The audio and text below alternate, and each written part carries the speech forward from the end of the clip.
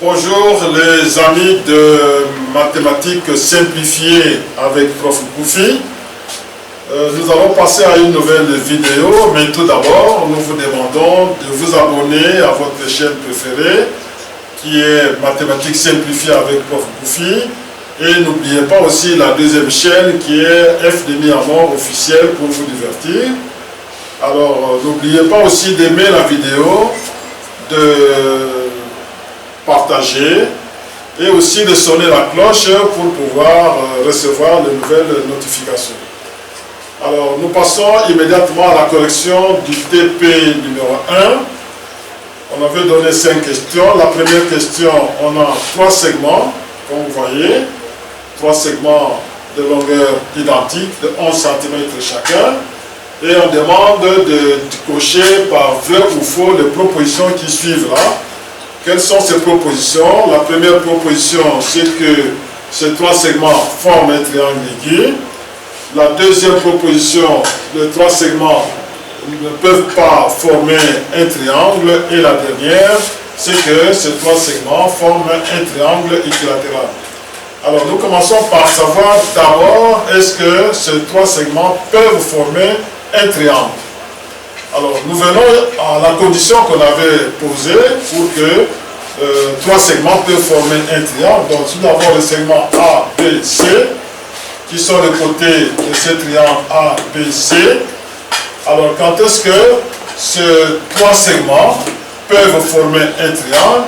La première condition, c'est que la somme de 2 quelconques de ces 2 segments doit être supérieure au 3e segment. C'est-à-dire, la somme de 2 côtés est toujours supérieure au 3e côté.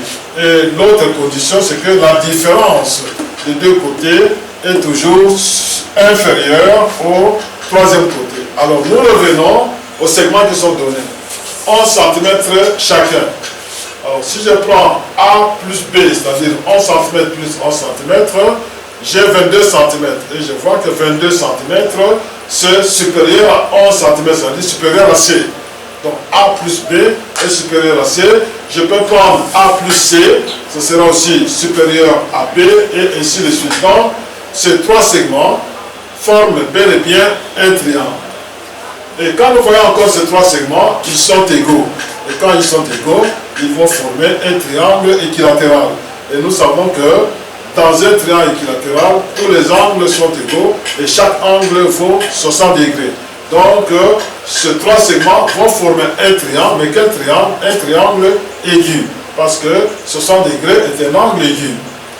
Alors, la deuxième sous-question dit que ces 3 segments ne peuvent pas former un triangle. Ça, c'est faux. Donc, le triangle MA, les 3 segments forment un triangle, ce qui est vrai.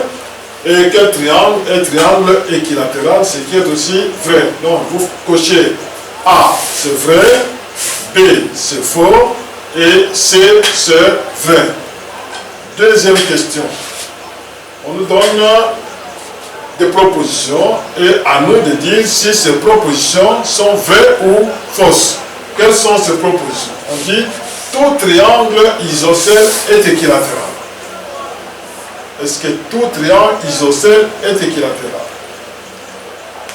Et la deuxième question, qui est la contraposée de l'autre, qui dit que tout triangle équilatéral est isocèle, nous disons, qu'est-ce qu'un triangle isocèle? C'est celui qui a 2 côtés égaux. Et qu'est-ce qui est un triangle équilatéral? C'est celui qui a 3 côtés égaux. Alors, disons que pour avoir 3 côtés égaux, dans 3 côtés égaux, c'est-à-dire il y a 2 côtés qui sont égaux. Et donc, le triangle équilatéral, lorsque nous regardons seulement 2 côtés, on voit que 2 côtés sont déjà égaux. Donc, il est déjà isocèle à ce moment-là. Et quand on regarde maintenant le 3e côté, il est encore égal aux 2 autres. Maintenant, il devient isocèle équilatéral. Tandis que s'il est tout simplement isocèle, c'est-à-dire que le 3e côté n'est pas égal aux 2 autres, il reste isocèle, il n'est pas équilatéral. Les 2 questions C et D sont des questions aussi pièges. Nous avons une médiatrice et une médiane, ou une médiane et une médiatrice. Alors, la médiatrice, nous avons dit, est un segment qui passe perpendiculairement au milieu du côté opposé. Il passe perpendiculairement. Tandis que une médiane ne passe par les milieux, mais ne passe pas perpendiculairement par les milieux. Donc, la médiane passe par les milieux, tout comme la médiatrice, mais la médiatrice, en plus de passer par les milieux, passe perpendiculairement, forme un angle droit, tandis que la médiane ne forme pas un angle droit. Donc, nous disons que dire que tout triangle équilatéral, et plutôt tout triangle isocèle est équilatéral, cela n'est pas tout à fait vrai. Alors nous disons tout simplement faux. Je dis n'est pas tout à fait vrai puisqu'on ne sait pas quelle est la longueur du troisième côté. Alors on dit faux pour ne pas se côté. Alors B, tout triangle équilatéral est isocèle, cela est une évidence. C'est une évidence parce que dans trois côtés égaux, il y en a deux, il y en a deux qui sont égaux. La médiatrice est avant tout une médiane, ce qui est aussi vrai, mais D, une médiane n'est pas une médiatrice, ça c'est faux. Alors, on va passer maintenant à la troisième question d'abord. On passe à la troisième. Voilà la troisième question. On dit les propositions suivantes sont-elles vraies ou fausses? Première proposition, un rectangle est un parallélogramme. Est-ce que c'est vrai ou c'est faux qu'un rectangle est un parallélogramme? Alors, dans le prérequis, nous avons vu la famille des parallélogrammes.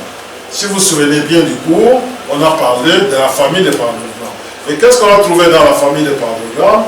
Il y avait le parallélogramme, le rectangle, le carré, le losange sont des parallélogrammes. Donc, un rectangle est tout à fait un parallélogramme. B, on dit la somme des angles extérieurs d'un triangle faux 180 degrés. C'est une question piège.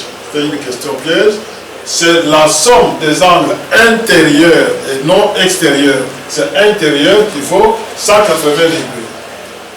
Donc, là c'est faux. C, alors C dit que le point de rencontre des bisectrices des triangles est le centre de gravité des triangles. Nous avons dit non. Le centre de gravité des triangles est formé par quoi?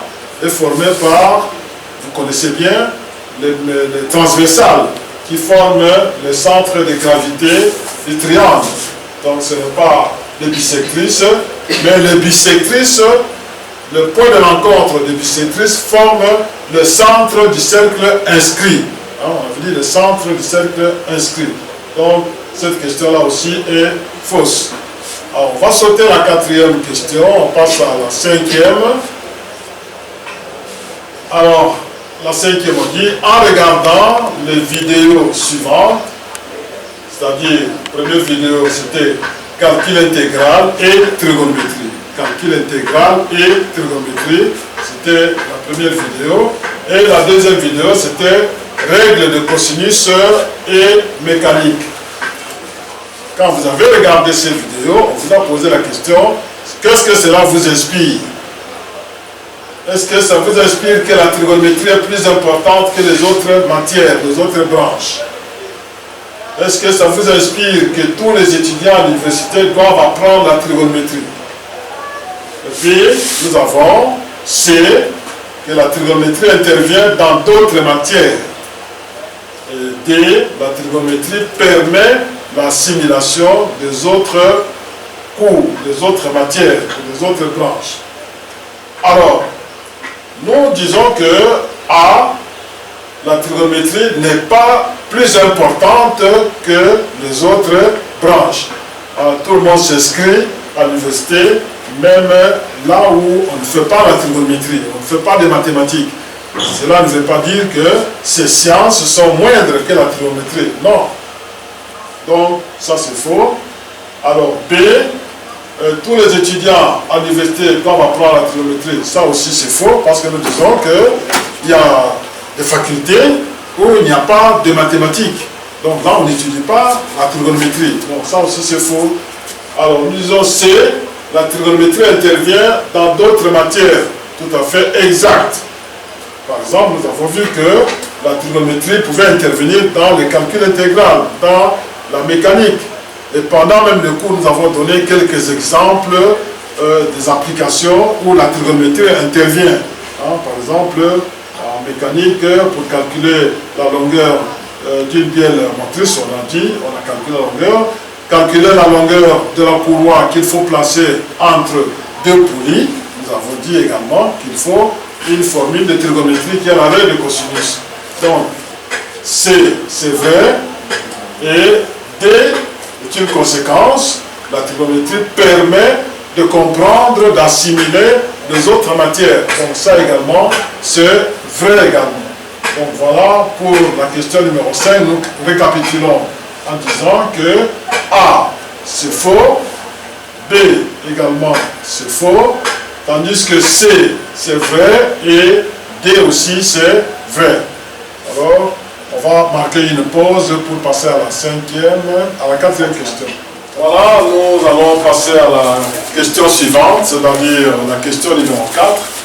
On a donné un angle qui mesure 40 degrés, 26 minutes, 40 secondes. Alors, on demande de convertir cet angle en radian et en grade. Donc, 40 degrés, 26 minutes, 40 secondes, vaut combien de radians et vaut combien de grades. Et lorsque vous allez utiliser la valeur de pi, on vous a demandé de prendre comme valeur de pi pour plus de précision, prendre 22 septièmes et non 3.14. 3.14 n'est pas très précis, mais 22 septièmes c'est très précis comme valeur de pi, et vous prendrez ça dans les calculs. Alors, pour répondre à ces questions, nous devons d'abord transformer l'angle de 40 degrés, 26 minutes, 40 secondes, entièrement en degrés. Alors, nous savons que 1 degré, c'est 60 minutes, c'est 3600 secondes.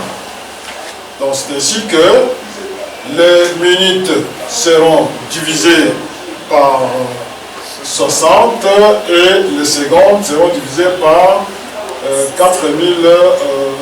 3600. Alors si nous prenons 40 plus 26 sur 60 plus 40 sur 3600, cela avec calcul près, ça nous donne 40.44 degrés.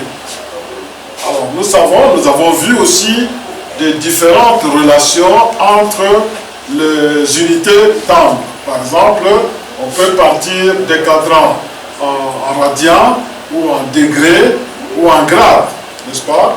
Et nous avons vu par exemple que 180 degrés, ça correspond à pi radian. Je peux utiliser cette relation, comme je peux utiliser une autre relation qui dit que 90 degrés, c'est pi demi radian. Ok? Ou bien 270 degrés, c'est 3 pi demi radian. Donc, vous pouvez utiliser ces relations-là et on va aboutir au même résultat. Donc, si je prends 180 degrés qui correspond à pi radian, alors 1 degré va correspondre à pi radian sur 180. Et nous avons un angle de 40.44 degrés. 40.44 degrés correspondront à pi sur 180 fois 40.44 radians. Pi, c'est 22 septièmes. Donc, quand vous prenez 22 septièmes sur 180, multiplié par 40.44, vous trouverez 0.7060 radians. Donc voilà la valeur de l'angle de 40 degrés, 26 minutes 40 secondes en radian, c'est 0.7060 radians. Donc 0.7060 radians. Ça c'est pour répondre à la première question. Deuxième question, toujours le même angle vaut combien de grades?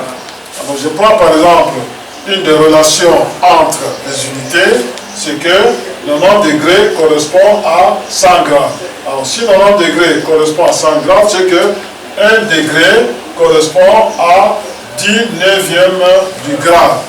Et ça, c'est une relation que vous pouvez retenir, parce que ça ne change jamais.